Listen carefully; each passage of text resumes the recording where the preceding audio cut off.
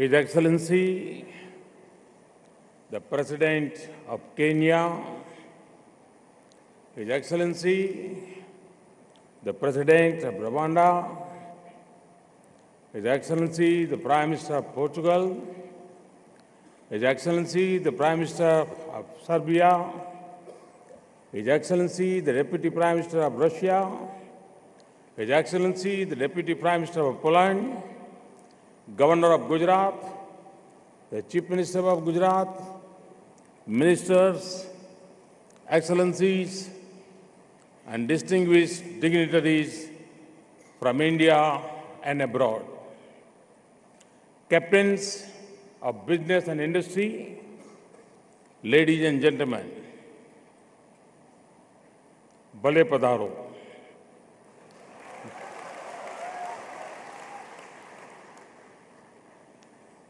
I welcome you all to the vibrant Gujarat Summit. I also wish you a very happy, prosperous, and successful New Year. I fondly recall the modest launch of this event in 2003. Since then, it has been a very successful journey. I express my gratitude to the partner countries and organizations. Our list, which includes Japan, Canada, USA, UK, Netherlands, Australia, Denmark, France, Poland, Sweden, Singapore, and UAE. I particularly thank the initial partner countries of the vibrant Gujarat event, Japan and Canada. Many other prestigious global organizations and networks are also partners of this event. I thank you all of this partnership. Your presence is a source of motivation for business leaders as well as young entrepreneurs gathered here. Without your support, this event could not have seen 8 biennial chapters, each better and bigger than the earlier one. The last 3 events have been particularly big. The presence of political and business leaders from more than 100 countries and a large number of organizations from around the world make this a truly global event. I would urge the participants to reach out to each other and to derive the greatest benefit from this summit. You should also visit the trade show and the exhibition where hundreds of companies have showcased their products and processes. Gujarat, the land of Mahatma Gandhi and Sardar Vallabhbhai Patel, also represents the business spirit of India. Through the ages, it had led in commerce and enterprise. Centuries ago, its people went across the 7 seas in search of opportunities. Even today, this state boasts of being the origin of the highest number of our people living and working abroad. And wherever they have gone, they have created a mini Gujarat. We proudly say, जहाँ जहाँ बसे एक गुजराती ત્યાં ત્યાં સદાકાળ Gujarat. In other words, wherever a Gujarati resides, there forever resides Gujarat. Gujarat is currently in the midst of the kite festival. May the kites inspire us all to fly high. Friends, as I have often said, India's strength lies in 3 Ds: demography, democracy, and demand. Our biggest strength is the depth of our democracy. Some people say that democracy cannot deliver effective and fast-track governance. But we have seen in the last 2.5 years that it is possible to deliver quick results in a democratic setup as well. Over the last 2.5 years, we have also evolved a culture of healthy competition among states. States are being rated on parameters of good governance. The World Bank is helping us in this process. Coming to demography, ours is a nation of a vibrant youth. The disciplined, dedicated, and talented youth of India offers a globally unmatched workforce. We are the second largest English-speaking country. Our youth are not merely looking for jobs. They have begun taking risks and often prefer to become entrepreneurs. On the demand front, our rising middle class offers a huge domestic market. The seas that surround the Indian peninsula connect us to some of the world's biggest markets, including Africa, the Middle East, and Europe. Nature has been kind to us. Our 3 crop seasons enable us to grow food, vegetables, and fruits in abundance. The diversity in flora and fauna is unparalleled.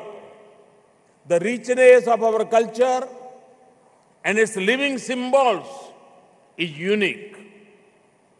Our institutions and scholars are recognized the world over.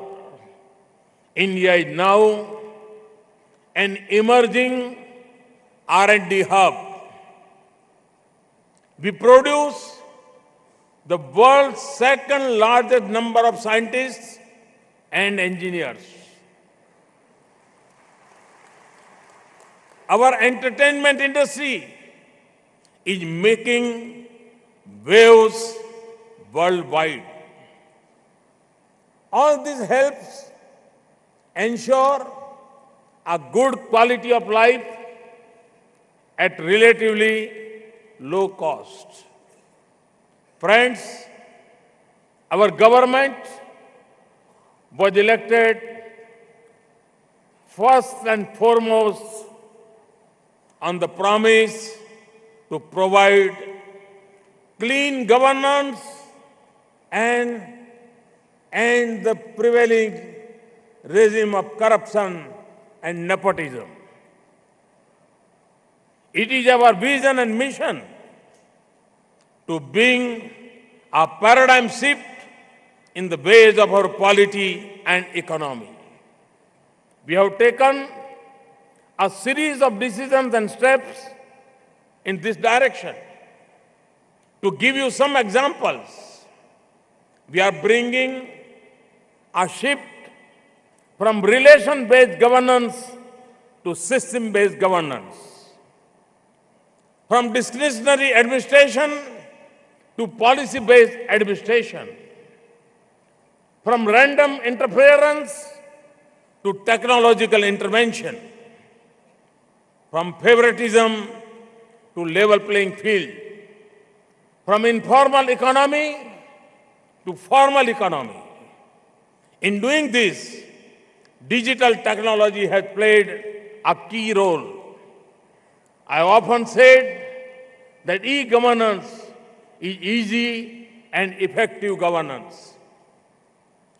I also emphasized the need for policy-driven governance. Online processes help bring speed and openness in decision-making. Toward this end, we are working to adopt and absorb newer technologies to bring about transparency and the end discretion.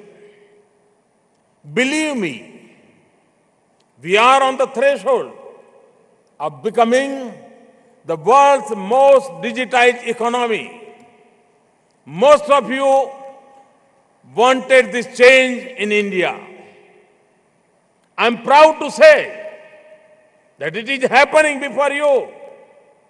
You can see this.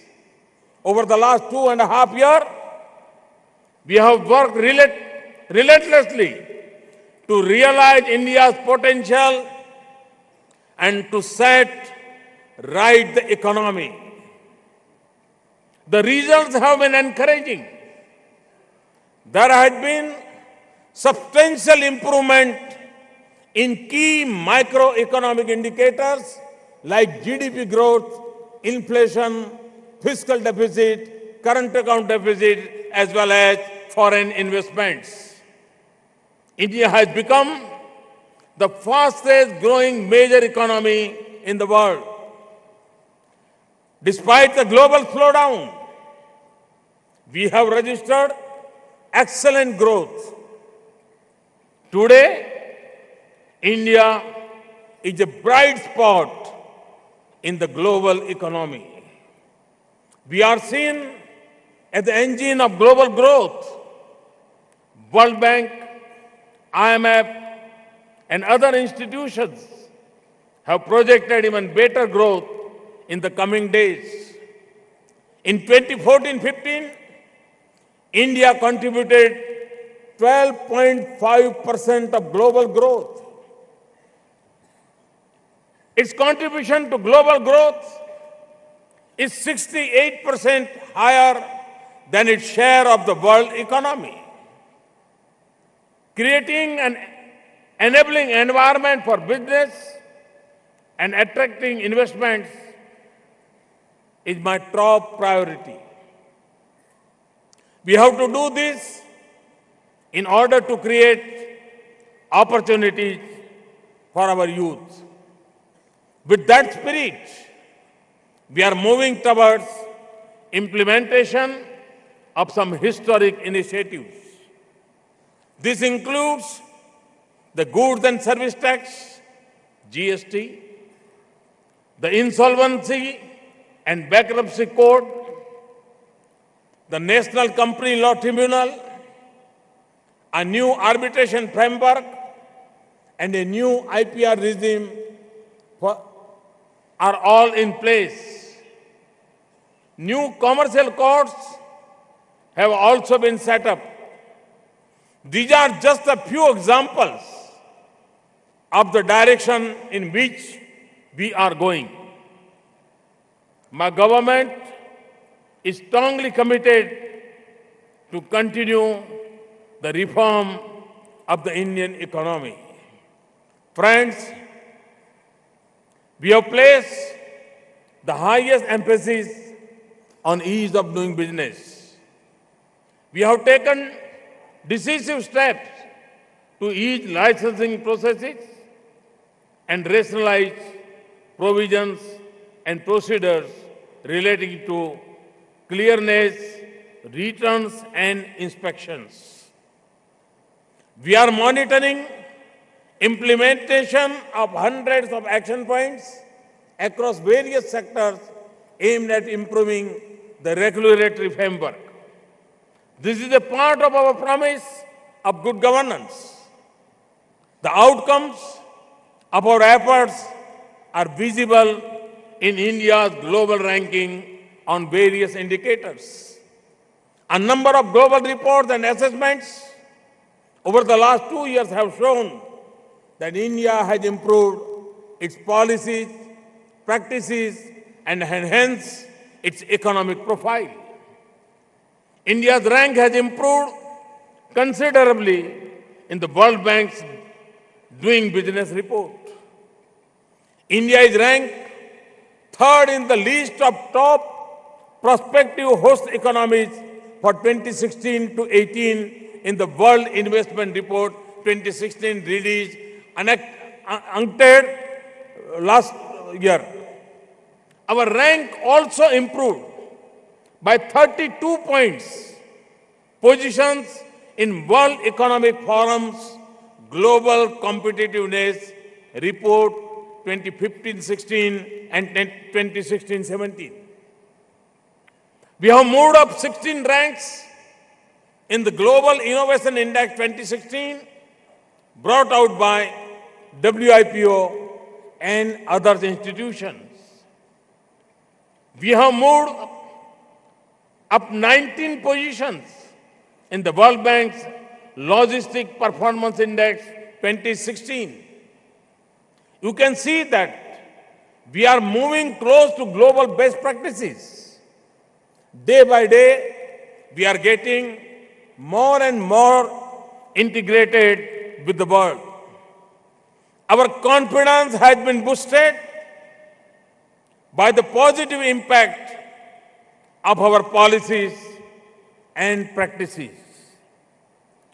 This also gives us the motivation to further simplify our processes to become the easiest place to do business. Every day, we are further rationalizing our policies and procedures to make it simple for businesses to establish and grow. We have liberalized our FDI regime in many sectors and in various ways. India is today among the most open economies. This change in environment has been recognized by both domestic and foreign investors.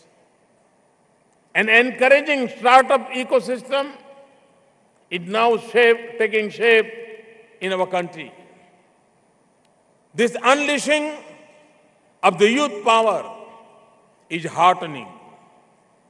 The total FDI inflows in the last 2.5 years have touched US $130 billion. The FDI equity inflow in the last 2 financial years was 60% higher as compared to previous 2 financial years. In fact, the total FDI inflows received during the last years have been the highest ever. The numbers of countries from where FDI is coming and the sectors in which they are being rooted have also diversified in the last 2 years. India is now the leading recipient of capital investment in the Asia Pacific. It also continues to be among the top 10 countries globally in terms of FDI inflows. But the story does not end here.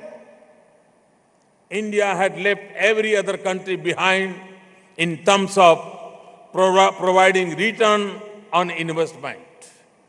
In 2015, India has risen to first position in the baseline profitability index. Friends, Make in India has become the biggest brand that India has ever had. It is directed towards making India a global hub for manufacturing, designing and innovation. मैं साथियों ये अनुभव करता हूं, मैं दुनिया में जहां जहां गया, मैं अगर 5 बार मेक इन इंडिया बोलता था वहां, तो होस्ट कंट्री के leaders 50 bar make in India बोलते थे. एक प्रकार से make in India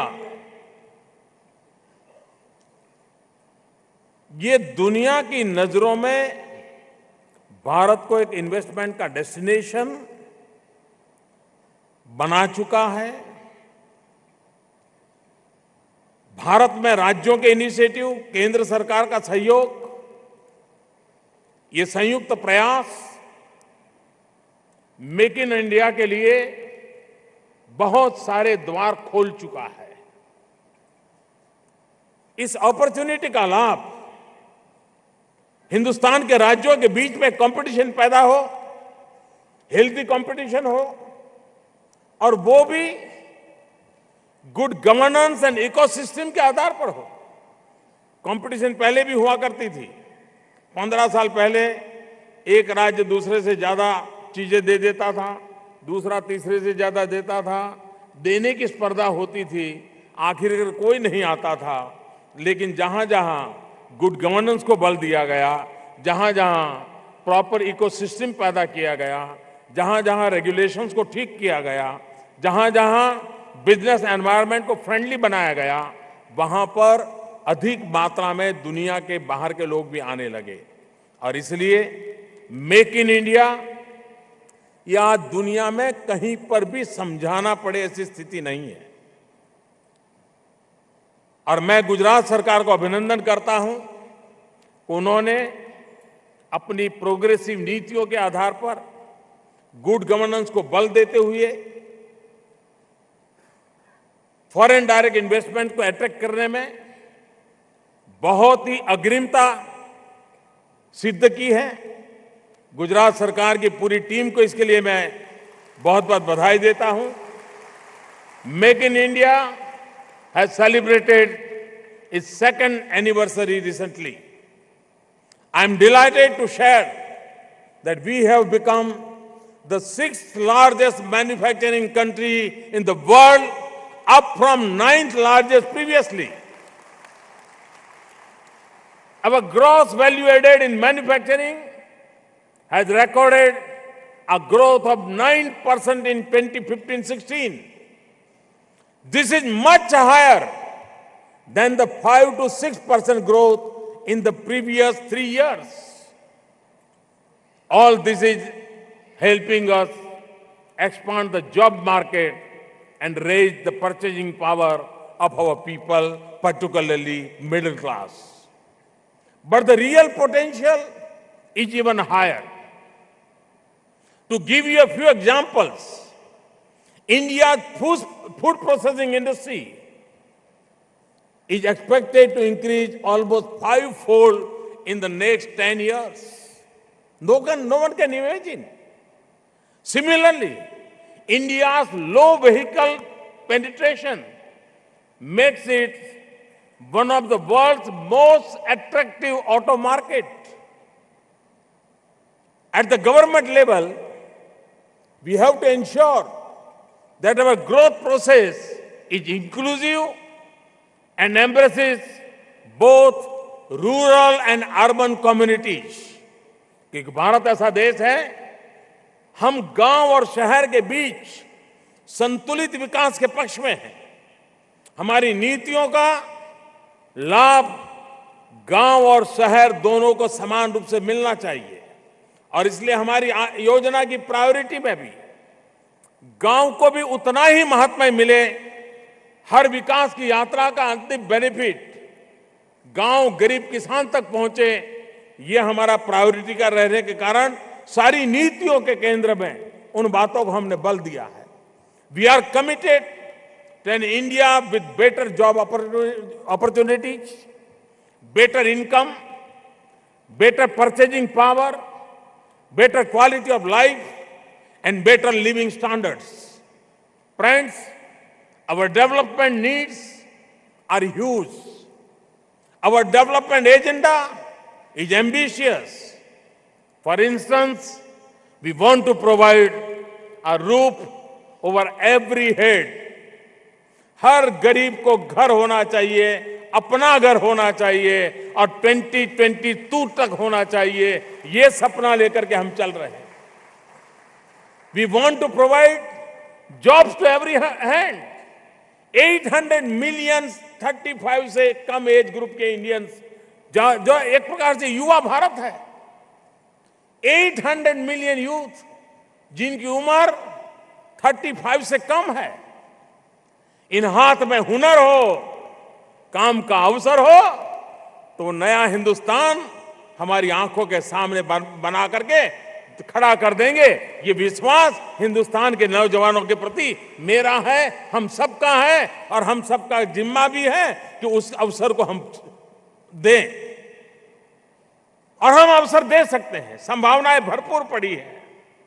we want to produce energy that is cleaner. We want to build roads and railways faster. We want mineral exploration become greener. We want to build urban amenities that are sturdier. We want to see our quality of life getting better and better. We are taking a leap toward next generation infrastructure in both core and social sectors in both rural and urban areas. This includes freight corridors, industrial corridors, high-speed and metro rail projects, logistic parks, smart cities, coastal zones, regional airports, water, sanitation, and energy initiatives. Our per capita electricity consumption must rise. Even as we do so, we are committed to promoting renewable energy. We are keen to promote tourism in a big way, and this needs tourism infrastructure. जब मैं renewable energy की बात करता हूं, 175 gigawatt. एक जमाना था हम मेगावाट की चर्चा करते भी डरते थे. आज देश गीगावाट के सपने देख रहा है. ये बहुत बड़ा बदलाव है. 175 गीगावाट रिन्यूएबल एनर्जी मिक्स, जिसमें सोलार हो, विंड हो, न्यूक्लियर हो, और दुनिया जो ग्लोबल वार्मिंग से परेशान है, उस विश्व को बचाने का सपना हमने भी देखा है. और हम भी 175 गीगावाट के कंट्रीब्यूशन से विश्व को ग्लोबल वार्मिंग से बचाने के उस संकल्प को पूरा करने में हिंदुस्तान अपनी नंबर 1 की भूमिका अदा करने के लिए कृतसंकल्प होकर के आगे बढ़ रहा है. तब मैं पूरे विश्व को निमंत्रण देता हूं, आइए 175 गीगावाट रिन्यूएबल एनर्जी के क्षेत्र में इन्वेस्टमेंट के लिए स्काई इज द लिमिट. और हमारी पॉलिसीज आर वेरी प्रोग्रेसिव. और मुझे विश्वास है कि मानवता का भी ये काम है, जीवन की तरफ देखने का दृष्टिकोण बदलने का अवसर है. हमने 2 शताब्दी एक्सप्लॉइटेशन ऑफ नेचर के अंदर खपा दी है. अब हमारा दायित्व है कि आने वाली शताब्दियों को एक्सप्लॉइटेशन ऑफ नेचर के हमारे सोच में से बाहर ला करके हमारी नेचर को स्ट्रेंथन करने के बेसिक चीजों को लेकर के चलना इसका अवसर है. और उस बात को लेकर के हम चलेंगे तो हम अवश्य ही विश्व में एक बड़े परिवर्तन की संभावनाओं में बहुत बड़ी अहम भूमिका अदा कर सकते हैं. The target for construction of roads and laying of railways have been increased manifold. India is going to emerge as one of the world's largest construction markets as it adds millions of homes. All these offers unprecedented opportunities for the investor community. Most of you can work with US in a number of areas, which includes from hardware to software, from soft skills to scientific temper, from defense system to cyber security, from medicine to tourism. I dare say that India alone offers the opportunities that could revival those of an entire continent. It offers today the possibilities of a full century, and we want to do all this in a calendar, greener and sustainable way. We are committed to protect the environment and uphold our responsibility towards nature. Ultimately, this is what India has stood for since ages. Welcome to India, the land of tradition and tranquility, the land of empathy and excitement, the land of experiment and enterprise, the land of openings and opportunities. Once again, I welcome you all and invite you to be part of India of today and India of tomorrow. I assure you that I will be available to hold your hands whenever required. Thank you. Gujaratna bhaiyo, avjo.